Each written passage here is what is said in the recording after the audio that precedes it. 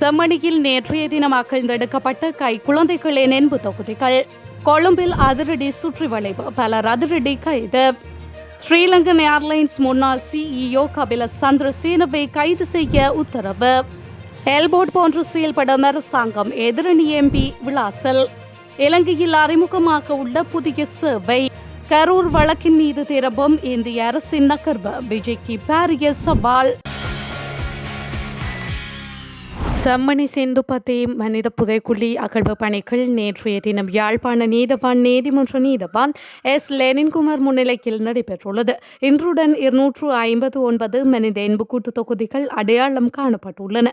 அவற்றுள் 254 எலும்பு எச்சங்கள் துப்புரவாக்கப்பட்டு அடையாளமிடப்பட்டு அகழ்ந்தெடுக்கப்பட்டு நீதிமன்றத்தின் கட்டுக்காவலில் ஒப்படைக்கப்பட்டிருக்கின்றது. ஏற்கனவே வடமேற்கு பகுதியாக அகழ்வு பணிகள் ஆரம்பிக்கப்பட்ட நிலையில் சில எண்பு தொகுதிகளின் இருப்புகள் அடையாளம் காணப்பட்டிருப்பதால் எத்தனை எண்பு தொகுதிகள் எந்த விதமான நிலையில் காணப்படுகின்றது என்பது சுத்தப்படுத்தப்பட்ட பின்னரே முழுமையாக தெளிவாக கூற முடியும். அந்த அடிப்படையில் இந்த அகழ்வு பணிகள் தொடர்ந்து இடம்பெறுகின்றன. தற்பொழுது அகழ்ந்தெடுக்கப்பட்ட எண்பு தொகுதிகளில் சிறுவர்களுடைய எண்பு தொகுதிகளாக இனம் காணப்பட்டுள்ளன. அதிலும் குறிப்பாக கைக்குழந்தைகளின் எண்பு தொகுதிகள் நேற்று 2 அகழ்ந்தெடுக்கப்பட்டுள்ளன. மேலும் அடையாளம் காணப்பட்டுள்ளவையும் சிறிய குழந்தைகளின் எண்பு தொகுதிகளாக தென்படுகின்றன.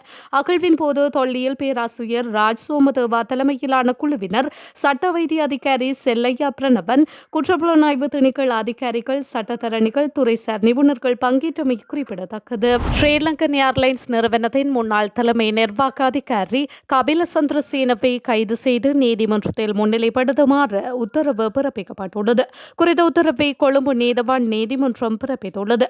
கையூட்டல் ஆணைக்குழு விடுத்த கோரிக்கையை பரிசீலித்த பின்னர் கொழும்பு பிரதான நீதவான் அசங்கிஸ் போதரகம இந்த உத்தரவை பிறப்பித்துள்ளார். ஸ்ரீலங்கன் ஏர்லைன்ஸ் நிறுவனத்திற்கு ஏர்பஸ் விமானங்களை கொள்வனவு செய்யும் போது 2 மில்லியன் அமெரிக்க டாலர்களை லஞ்சமாக பெற்றதாக தெரிவிக்கப்படும் சம்பவம் தொடர்பில் அவர் விளக்கமறியலில் வைக்கப்பட்டிருந்தார். இந்த வழக்கு கடந்த 28ஆம் தேதி விசாரணைக்கு எடுத்துக் கொள்ளப்பட்டது. இதன்போது சந்தேக நபரான கபில சந்திரசேன சார்பில் முன்னிலையான ஜனாதிபதி சட்டத்தரணி ரியன்சி அரசு குலரத்னவினால் பிணை கோரிக்கை முன்வைக்கப்பட்டிருந்தது. இதன் அடிப்படையில் கடந்த 5ஆம் தேதி கபில சந்திரசேனவுக்கு பிணை அனுமதி வழங்கப்பட்டிருந்தது. இந்த நிலையில் கபில சந்திரசேனவின் பிணையை ரத்து செய்து வழக்கு விசாரணை முடிக்கும் வரை அவரை மீளவும் விளக்கமறியலில் வைக்குமாறு கோரிக்கை விடுக்கப்பட்டுள்ளது. கையூட்டல் ஊழல் விசாரணை ஆணைக்குழு நீதிமன்றத்திடம் குறித்த கோரிக்கையை முன்வைத்துள்ளது. அத்தோடு கபில சந்திரசேன தனக்கு வழங்கப்பட்ட பிணை நிபந்தனைகளை மீறியுள்ளதாகவும் இதன் மூலம் நீதிமன்றத்தின் நம்பிக்கையை சீர்குலைத்துள்ளதாகவும் கையூட்டல் ஊழல் விசாரணை ஆணைக்குழு சுட்டிக்காட்டியுள்ளது.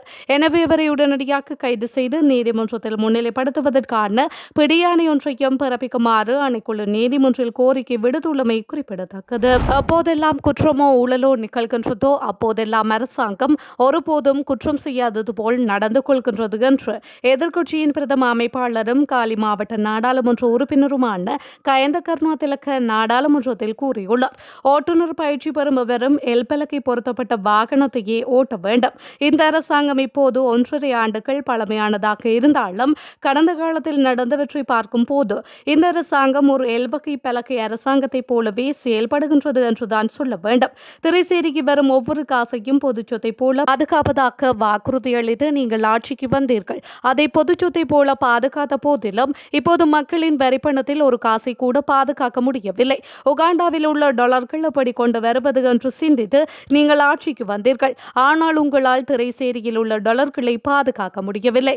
இத்தகைய ஒரு எல்பலகை அரசாங்கத்திடமிருந்து இதைவிட அதிகமாக எதையும் எதிர்பார்க்க முடியாது என்று இந்த கருணாதிலக்க மேலும் தெரிவித்துள்ளார். திரைசேரியின் வெளிவளங்கள் திணைக்களத்தின் உதவி பணிப்பாளர் AM ரங்கநிஷாந்த ராஜபக்ஷவின் மனைவி போலீசாரிடம் முறைப்பாடு அளித்துள்ளார். அவரது அகால மரணம் குறித்து சமூக ஊடகங்களிலும் பல்வேறு நபர்களாலும் பதிவிடப்பட்ட கருத்துக்களால் தமக்கு மிகுந்த மன உளைச்சல் ஏற்பட்டதாக கூறி கொளியாப்பிட்டிய போலீசில் முறைப்பாடு அளித்துள்ளார். மேலும் கடந்த மே மாதம் 6ஆம் தேதி தாக்கல் செய்யப்பட்ட இந்த முறைப்பாட்டில் தனது கணவரின் மரணம் குறித்து தனக்கு எந்த சந்தேகமும் இல்லை என்று அவர் வலியுறுத்தியுள்ளார்.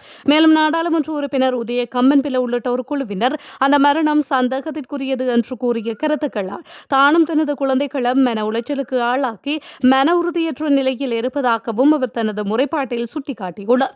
இது தொடர்பாக ஒரு விரிவான விசாரணை நடாத்தி அதன் விவரங்களை நீதிமன்றத்தில் தாக்கல் செய்ய போவதாக போலீசார் தெரிவித்துள்ளனர். அதன்படி ரங்கநிஷாந்தவின் மரணம் சந்தேகத்திற்குரியது என்று கூறி சூரிய உதய கமன்பில மற்றும் மேலும் பல நபர்கள் பிரேத பரிசோதனைக்காக சாட்சிகளாக நீதிமன்றத்தில் அழைக்கப்பட உள்ளதாக போலீஸ் வட்டாரங்கள் உறுதிப்படுத்தியுள்ளன. அதே சமயம் அது தொடர்பான கூற்று குறித்து விசாரணைக்காக மே 9ஆம் தேதி காலை 10 மணிக்கு குளியாப்பட்டிய போலீஸ் நிலையத்தில் முன்னிலையாகுமாறு கம்மன்பிலவுக்கு ஏற்கனவே தகவல் தெரிவிக்கப்பட்டுள்ளது.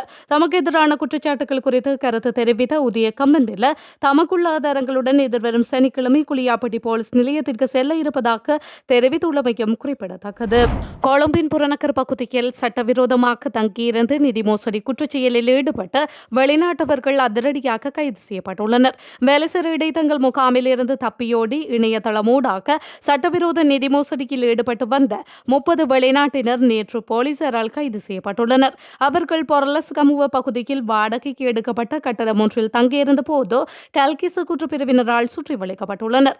கைது செய்யப்பட்டவர்களில் 21 சீன நாட்டவர்களும் 9 வியட்நாம் நாட்டவர்களும் அடங்குவர். இவர்களிடமிருந்து 10 மடிக்கணினிகள், 29 ஆப்பிள் ரக கைத்தொலைபேசிகள் மற்றும் இணைய வசதிக்காக பயன்படுத்தப்பட்ட உபகரணங்கள் பலவற்றை போலீசார் கைப்பற்றியுள்ளனர். கடந்த ஏப்ரல் 2ஆம் தேதி இதேபோன்ற குற்றத்திற்காக குற்றப்புலனாய்வு திணைக்களத்தினால் 152 வெளிநாட்டினர் கைது செய்யப்பட்டிருந்தனர். அவர்களில் ஒரு குழுவினரை நீதிமன்ற உத்தரவின் பேரில் வெளிசர முகாமில் வைக்கப்பட்டிருந்த போது அங்கிருந்து தப்பியோடி மீண்டும் இந்த மோசடியில் ஈடுபட்டுள்ளனர்.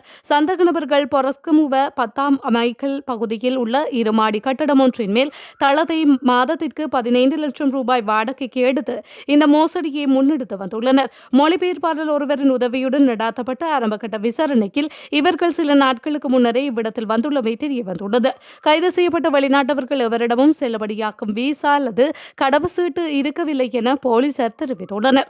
கல்கிசை கோட்டை குற்றப்புலனாய்வு பணியகத்தின் பொறுப்பதிகாரி தலைமையிலான குழுவினர் இதுகுறித்து மேலதிக விசாரணைகளை முன்னெடுத்து வருகின்றமையும் குறிப்பிடத்தக்கது. மலையக மக்களின் பாதுகாப்பை உறுதிப்படுத்த வேண்டிய பொறுப்பு எமக்குள்ளது. ஆகவே தோட்ட அதிகாரிகள் மற்றும் போலீசாரின் பங்கேற்புடன் கூட்டம் ஒன்றை நடாத்துவதற்குரிய ஏற்பாட்டை செய்வதற்கு தயார் என பொதுமக்கள் பாதுகாப்பு அமைச்சர் ஆனந்த விஜயபால தெரிவித்துள்ளார். ரத்னபுரி, நேலகாமம், மெஸ்கெலியா, மொக்கா தோட்டம், நுவரெலியா, டெல்மா தோட்டம் ஆகிய பகுதிகளில் தோட்ட நிர்வாக தரப்பினரால் தொழிலாளர்கள் மீது நடாத்தப்பட்ட தாக்குதல் சம்பவங்கள் தொடர்பில் எதிர்க்கட்சித் தலைவர் சஜித் பிரேமதாச, தமிழ் முற்போக்கு கூட்டணியின் தலைவர் மனோ கணேசன் மற்றும் ஏதோகாவின் பொதுச் செயலாளர் ஜீவன் தொண்டமான் ஆகியோர் நாடாளுமன்றத்தில் நேற்று கருத்துக்களை முன்வைத்துள்ளனர்.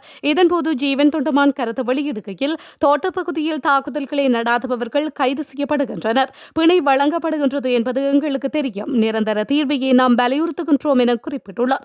இதற்கு பதிலளித்த பொதுமக்கள் பாதுகாப்பு அமைச்சர் ஆனந்த விஜயபால, உங்களது ஆட்சிக் காலத்தில் போல விசாரணைகள் தாமதிக்கப்படுவதில்லை. நேற்று முன்தினமும் 2 சம்பவங்கள் நடந்துள்ளன. சந்தக நபர்கள் கைது செய்யப்பட்டுள்ளனர். அத்துடன் நீதிமன்றத்தில் முற்படுத்தப்பட்ட நடவடிக்கை எடுக்கப்பட்டுள்ளது. விசாரணைகளின் பின்னர் நீதிமன்ற உத்தரவுக்கு அமைய நாம் செயல்படுவோம். மேற்படி சம்பவங்கள் தொடர்பில் நாம் அவதானம் செலுத்தியுள்ளோம். இனி இப்படியான சம்பவங்கள் நடப்பதற்கு இடமளிக்க மாட்டோம். இது தொடர்பில் போலீசாருடன் கலந்துரையாடுவதற்கு உங்களுக்கு சந்தர்ப்பத்தை வழங்குவதற்கு நாம் தயார்.